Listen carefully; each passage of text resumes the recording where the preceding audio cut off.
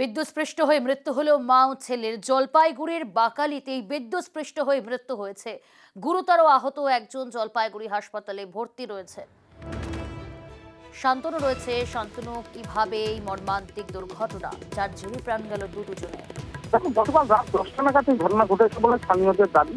সেই সময় কিন্তু যে মুরগি খামারটি রয়েছে বাড়ির ঠিক সামনেই, সেখানে খাবার দিতে গিয়েছিলেন মা এবং ছেলে, সঙ্গে ছিলেন তাদেরই এক আত্মীয় রামচরণ কবিরাজ। তিনজনে মিলে যখন মুরগির খামারে ঢুকেছিলেন সেই সময় এই ঘটনা ঘটে বলে যারা প্রত্যক্ষদর্শী তাদের দাবি।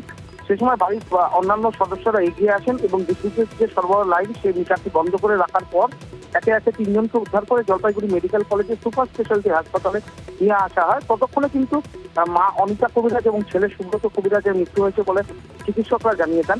এবং যেটা মনে করা হচ্ছে যে শর্ট সার্কিট থেকে গোটা ঘটনা ঘটেছে। সন্ধ্যার পরেই হয়তো গোটা পোল্ট্রি খামারটি বিদ্যুৎস্পৃষ্ট হয়েছিল। সেই সময় যখন রাত 10টা নাগাদ পরিবারের 3 সদস্য মুরগির খামারে খাবার দিতে গিয়েছিলেন, সেই সময় একে একে তিনজনই কিন্তু বিদ্যুৎস্পৃষ্ট হয়ে পড়েন এবং পরিবারের অন্য সদস্যরা সেই ঘটনা টের পেয়ে কিন্তু তিনজনকে উদ্ধার করে মেডিকেল কলেজে নিয়ে আসেন। কিন্তু ততক্ষণে তিনজনের মৃত্যু হয়েছে। তবে রামচরণ কবিরাজ, যিনি গতকাল রাতে আহত অবস্থায় এসেছিলেন, তার শারীরিক অবস্থা কিছুটা উন্নতি হয়েছে বলে চিকিৎসকরা জানিয়েছেন।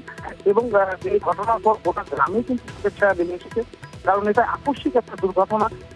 স্থানীয় বাসিন্দা থেকে শুরু করে পঞ্চায়েত সদস্য সকলেরই বক্তব্য যে দিনের পর দিন গত কয়েক বছর ধরে কিন্তু পোল্ট্রির ব্যবসার সঙ্গে যুক্ত ছিল এই কবিরাজ পরিবার।